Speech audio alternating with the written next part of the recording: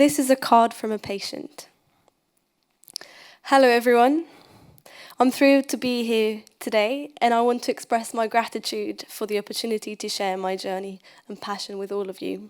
My name is Gregoria, and I am not a medical student, even though I initially aimed for a career in medicine and actually gained admission to medical school. I ultimately chose to pursue occupational therapy. I'm currently in my final year of studies at St. George's University, and I have a deep love for music, dance, and theatre. My path to occupational therapy began when I reevaluated my career choices and contemplated the life I wanted to lead. I realised that occupational therapy resonated with me the most, even though it posed some risks given its limited recognition in Cyprus at the time.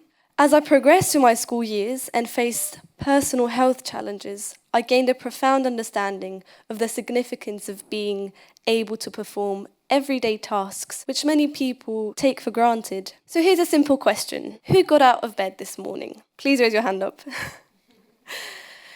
It may seem like an obvious and even silly question, but the seemingly effortless task is a daily struggle for so many individuals. It's something we often overlook until we find ourselves unable to perform even the most basic actions. Now I have another question for you. What is occupational therapy? Don't worry if you don't know. I'm here to explain through a story.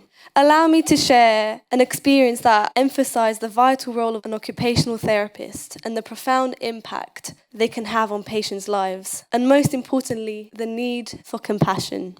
During my third placement at a paediatric hospital, I was assigned a case that left a lasting impression. I was tasked with the care of a 16-year-old girl whom I will call Natalia. She was previously healthy and neurologically normal, but became suddenly ill, leading to her admission to the hospital.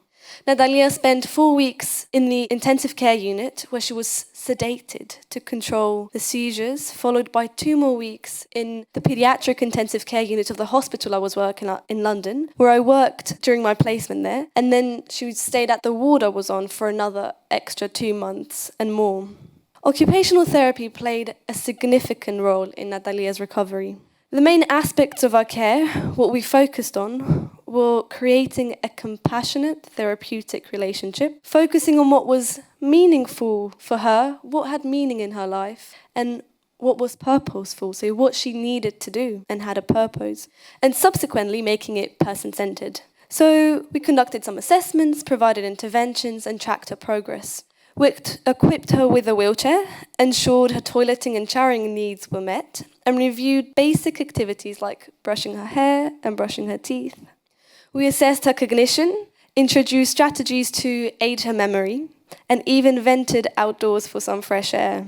We evaluated her upper limb strength and range of motion and offered exercises to improve her tremors. We also addressed her anxiety and panic attacks, providing breathing exercises to help her relax. All these interventions were tailored to Natalia's needs and goals. She found some strategies more effective than others, adapting her daily routine accordingly.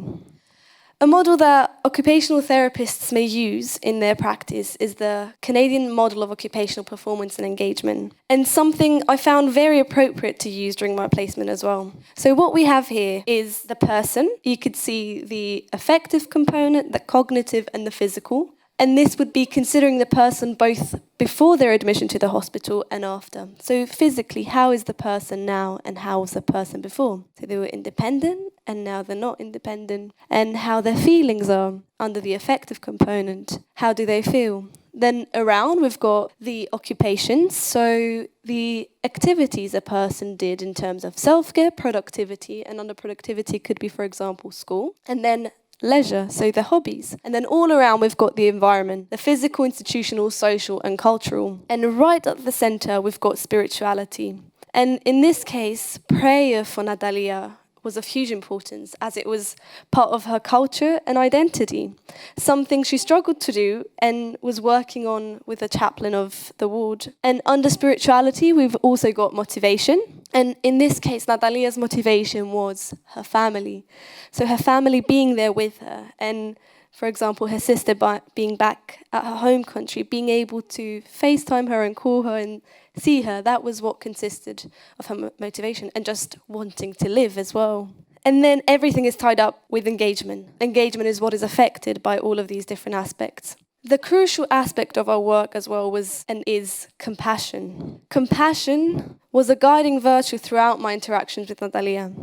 It's something I learned from my family as a child and hold with me dearly so I can share with others. Compassion allowed Natalia to trust me, open up about her desires and needs, and share meaningful goals. For example, within my checklist, we made a daily checklist with her, and she told me what she wanted to include within it. Within my daily checklist, I want to include giving a hug to my dad and telling my mum how much I love her and giving her a kiss.